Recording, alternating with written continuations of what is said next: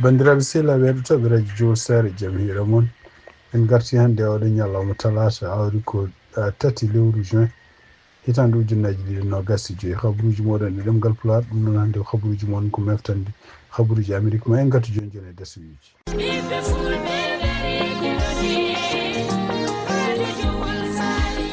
radio Jowol Sare International dole lingu gondia kono dole radio Jowol Sare ko hettuyankoɓe mum Amérique, Asie, Océanie, Europe, Afrique no keɗo radio Jowol Sare International.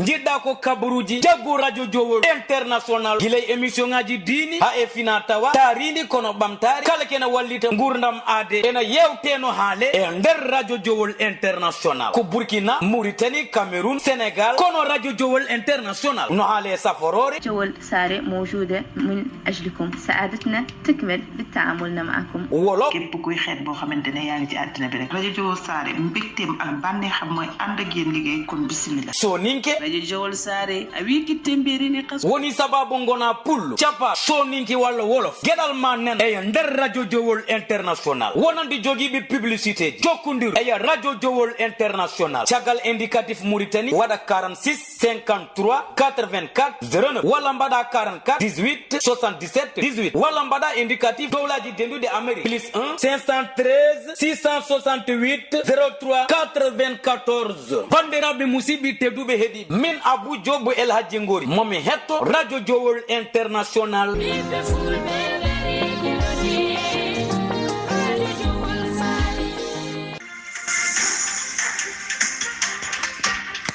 bandiraɓe sehlaɓe heɗotoɓe radio Jowol Sare jaam hiira no mbiɗen gardini men ni habaruji men hannde ko habaruji États-Unis ɗum noon ko toon to Maison Blanche tungnade habaruji gumri toon to Maison Blanche kanko kala ne wiɗo omon continue fewnidde oɗo saji no ko haalate hakkunde jotodiral walla ceelagal hakkunde kanko Donald Trump e kanko Elon Musk caggal nde Elon Musk kañum hoore mum yalti ligade gouvernement officiellement à partir du 30 mai tungnade hannde ko haala hono kanko Elon Musk ene wayno won gueɗe ɗe wullitino ko fate no décision ngaji Donald Trump ƴeftere surtout ko fate commerce international kono e wayno ko kamɓe journaliste kuji nde pottema ko kanko Elon Musk ɗum noon ko haɗi ñande o parta ñande o waynoto Donald Trump de ɓe namdinomo won gueɗe kewɗe wonde ko New York Times ene windi makko kanko Elon Musk wi wonde ko e temps élection ngaji ɗi kanko hoore makko mo ƴewtanno drogue goto oɗon drogue ene wayno ko drogue majjinowo haqqille makko kadi ko gueɗe ɗe ngannduɗaa en o fotani wadde ɗum noon ene wayno ko kanko Elon Musk e tumnade kadi ko CNN windi ene wano o salimi jaabade ɗiɗon journaliste uji ko ɓen kaalata ko so tawi ko haafere New York Times haalata oɗo New York Times so kaalɗo e gueɗe ɗe ngannduɗaa ɗe ngoodani surtout ene wiide wonde Donald Trump takkude ɗum wonde ko Donald Trump jokkondiru e Russie o so tawi ko ɓen kaalate ɓen potani haalede donc ene wayno ko New York Times winduno e makko kanko Elon Musk komo ƴeftanno e temps campagne njeyene drogue biyeteɗo kétamine ɗum noon kadi ko drogue ɓe mbiyata ko anesthésiant kañum hoore mum ne jogii gueɗe ɗe ngannduɗaa en ne waawi majjinde haqqille mais kadi mo ƴeftanno gueɗe likki drogue goɗɗo kadi biyeteɗe ecstasy ɗeɗo fof ko gueɗe ɗanninoje walla ko gueɗe kam wayno sa guittoje kala ko wiyete stress kono ene wayno ko gueɗe kadi puynoje haqqillaji kanko Elon Musk ene wayno o yeddani ɗum ko wawi wonde fof o yalti oɗo sa joni toon to gouvernement o haysindo Donald Trump rokkimo carte blanche nde yiɗade Maison Blanche omo wawi arde ɗum noon wayno oɗo sa joni kanko Elon Musk wi hucci tan hen kadi ko compagnie makko surtout Tesla compagnie pewno autoji électrique compagnie mo biyaɗo yani sibabude kanko hoore makko wawi jabdemo liggade gouvernement Donald Trump ko wawi wonde fof en wayno ɗum ɗo kadi ko hunde nde ganduɗa kanko Elon Musk omo continue ha nde weltade wiide wonde ko compagnie mo ardinno biyeteɗo département efficacité gouvernemental kañum hoore mumen wayno ko itti penale kewɗe surtout dépense uji kewɗi kalisaji kewɗi bonnitinoɗi walla cuuɗitinoɗi ɗi gouvernement ji ɓennuɗi on kutortono eyyi kono noon ne wayno ko oɗo sa joni yimɓe hewɓe jeeyaɓe ɗo e Amérique en wonde ko ɓuuri hewde en surtout ko démocrate en ene continue hande jogade mettere wonandemo kanko Elon Musk surtout yen taw ko liggudade Donald Trump kono Donald Trump ne welti wiiri wonde ko kanko woni supporteur mum gadano guidiɗo rokkude Donald Trump ken wona $10 million ɗum noon kadi ko hunde nde ganduɗa en kanko Donald Trump e kanko Elon Musk ko yalti bowol kam eɓe continue jogade ceelagal hande toon to Washington tumnade kadi ko yalti hono kanko goto e procureur uji enquêtannoɗe surtout en ɓeɗo yimɓe ɓe ganduɗa takkanoɓe e nder ñande 6 janvier jannini toon to congrès donc goto e procureur uji ganduɗa kañum hoore mum kañum ardino enquête baɗɗanoɗo pour ɓeɗo yimɓe yannoɓe toon to congrès ñande 6 lewru janvier hitande ujunnaji 2021 Gregory Rosen ene wayno o yalti o démissionné o liggey makko mo joguino toon to département de la justice ɗum noon e wayno koye wiide makko ko o wi wonde ko ha hande mo jogui métére mo jogui kawis ɗum ɗo fof ko ari ko caggal nde kanko Donald Trump caggal inauguration makko 20 janvier nde kanko hoore makko kanko Donald Trump o wi wonde o yaafima kala yimɓe ɓen ganduɗa nangganoɓe e ko fate janggu toon to congrès ñande 6 janvier o yaafima ɗumen hay goto oppani e kadi ene wayno ko ɗum ɗo ko hunde nde ganduɗa en kanko Gregory Rosen wi ko ɗum ko toñangue mongue fatude e yimɓe surtout avocat ji e fatude département justice kanko noon e wayno ko o joguino liggey makko ko toon to siège mabɓe gonɗo toon to district Columbia ɗum noon ko Washington DC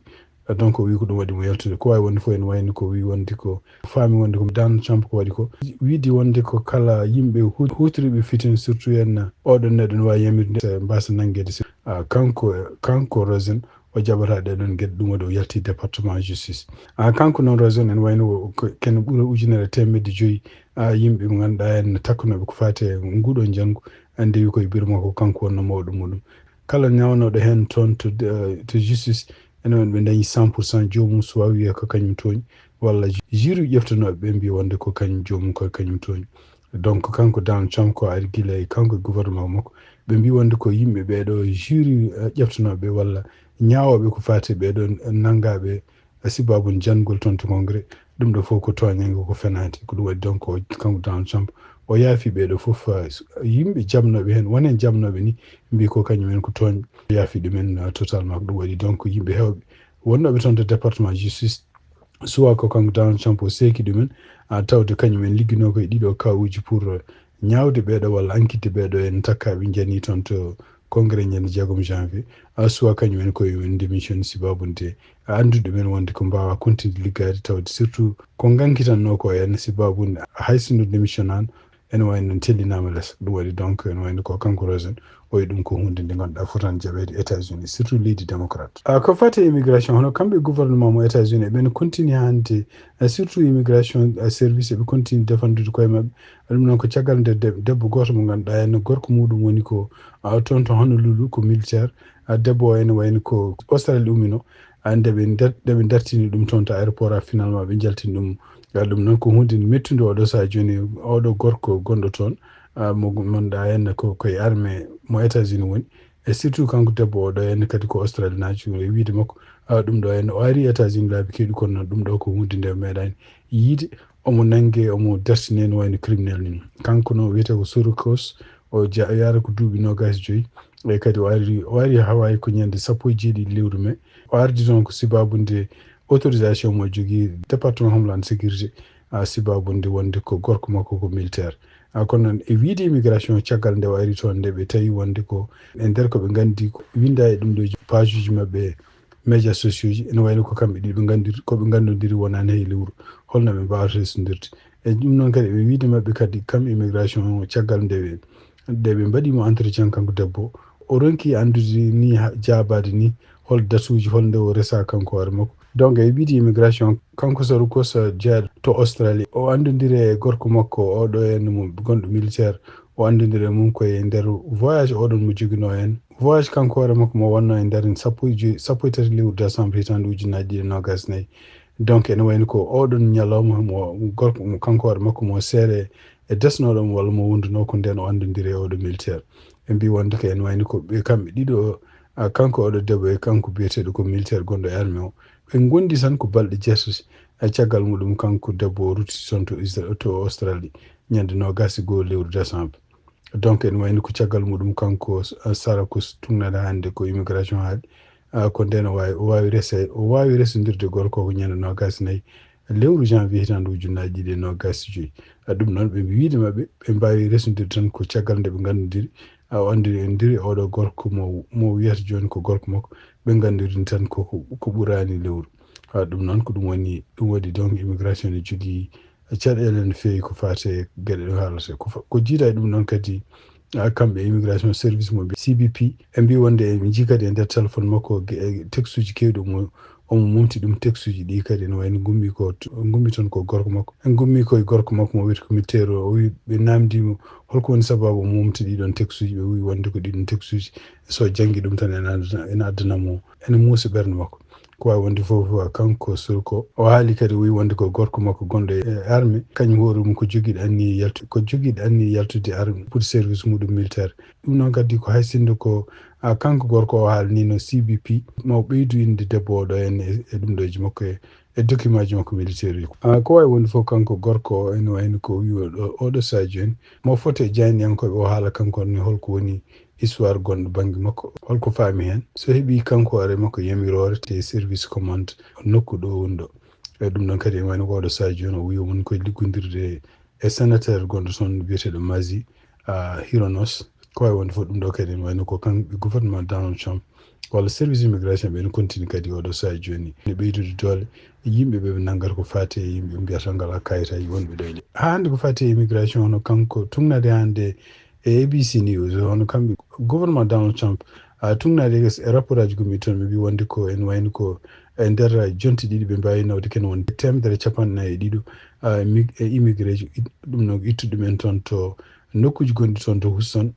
Texas nawtude ɗum toon to Mexico wiide mabɓe kadi en wayno ko ɗum ɗo waɗi ko hakkude 19 lewru mai e 53 lewru mai ɗum noon e wiide mabɓe kadi ɓeeɗo ko ɓuuri hen hewde kadi ko yimɓe ene waɗi hen 11 neɗɗo ko yimɓe tawnoɓe